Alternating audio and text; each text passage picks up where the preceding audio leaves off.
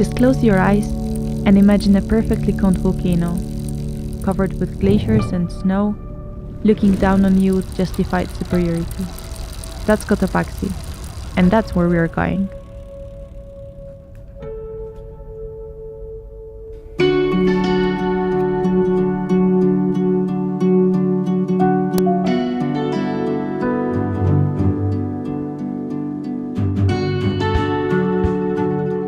After 47 days spent with Santi and his fabulous family, it was hard to say goodbye.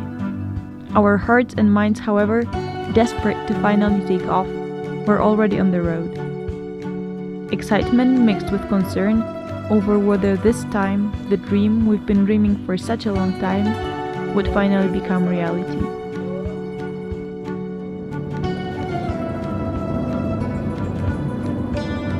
¿Dónde vamos, Marina?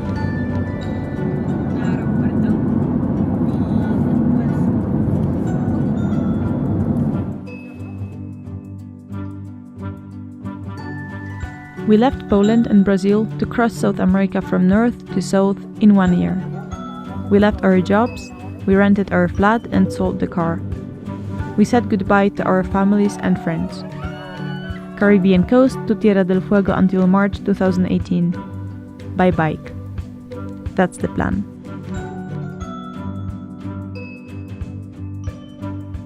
We took off, we cycled, we lacked the air every now and then, but we were happy. But the dark clouds came back on us faster than we expected. Pain.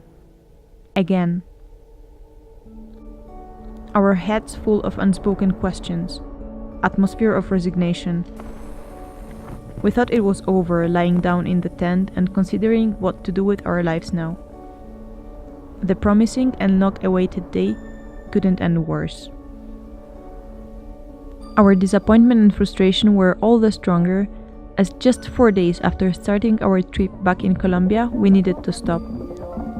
The discopathy that I suffer from for over 10 years caused strong pains in my back while we were cycling from Santa Marta to Cartagena. Looking for a place to recover, we went to Casa de Ciclistas in Medellin, where Manuel and Marta received us with great kindness. After 40 days, I recovered, and we took a bus to Quito to start again in Ecuador. And there we were, after 3 months of trying and waiting, with pain again. But this time the outcome was different. The morning we woke up, the sun was strong in Sangolquí. A good sign, we thought. Let's go for it, we decided, hoping that the pain would diminish with every rotation of pedals, as it was promised by my physiotherapist. The day was windy, the landscape greener and nicer. The pain was less. We were feeling strong pushing the bikes up. Concentrated on the effort and on getting our breaths back, we were slowly moving forward. And suddenly, there it was, majestic, with its white hat. The Cotopaxi volcano showed us its beautiful face, making it all worth it. We were stunned, not just because it was there, but also because we were getting closer, against all odds. Pushing, bumping, and trying to cycle the steep and pebbly road seemed to have no end. The day was long but beautiful in every sense. For the first time, we felt we were cycle tourists. It was a nice feeling. And it got even nicer when out of nowhere Camilo appeared on our way and offered us a place to spend the night. Not much later, we were setting up our tent on his cow farm in the village of Rumipamba. This night, we ate one of the most delicious meals ever. In the morning, we took a good while to get prepared and to say goodbye to Camilo and his wife Vero. They were very generous with us. The view of our goal bigger each time we looked at it was heartwarming. And well, if we say the first days we were slow, this was a real snail's pace. Slowly but surely, huh? When it became pretty late, Achla started feeling that his bike was making some strange noises. We stopped to check what was going on and saw that his rear rack was broken. Zip ties and old tubes went into action, and luckily half an hour later we were ready to go. Our achievement this day was some strong 7 kilometers. The last 2 were accompanied by a lovely couple from the Netherlands, who shared their cherry tomatoes and beer with us, as we stayed together in a nice camping area. And the pain was almost gone. The morning, however, greeted us with bad news. Guess what? Pain. Again. Karma? Hex? Was the ground uneven? Did I force myself too much the day before?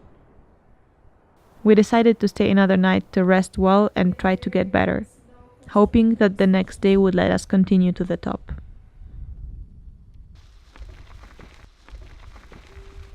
The resting day made me feel a bit better, so despite the pain we made a decision to try to make the last 30 kilometers that were separating us from the highest point. Amazing views, pride of being almost there, and full determination to finish the day at the foot of Cotopaxi. We finally crossed the gate of the national park as the dark clouds started gathering just in front of us. We were running out of energy and the first drops started falling. I guess the sound of lightning and the perspective of being caught by the incoming storm on the road on 3,800 meters above sea level gave us some superpowers. And there we were. What seemed impossible came true. The sky magically cleared up as we reached the highest point. Emotions were already taking place of fatigue. The pain also left us alone for that magic moment. As we finally arrived, we found a buffet waiting for us, offering cheap hot meals and hot chocolate. This nice surprise made the moment even more perfect. You know this feeling of unruffled joy? This moment when your face just smiles. Your whole body smiles. We were looking at the volcano, looking at each other and just smiling. After a really cold night, we were happy to get up and have a warm breakfast in the sun, not mentioning the view. The temperature must have dropped below 0 during the night as we walked up to the frosted grass. Our tired legs were resting, no bike this day. Instead, we took a walk to the nearby lake. As we arrived, the climate suddenly started changing, looking just like the day before. Dark clouds, wind. We asked for a lift back, and it was a good decision. The hail didn't wait for too long to hit us heavily. We hid under the shed and observed the small balls of ice changing the whole landscape and bringing up winter memories. In the morning, Cotopaxi was gone, and we were alone in the clouds, feeling that the world belonged to us. We started packing our campsite and preparing the panniers to shortly after say goodbye to our first and beautiful achievement. The achievement that gave us certainty that now nothing could stop us from getting to Patagonia.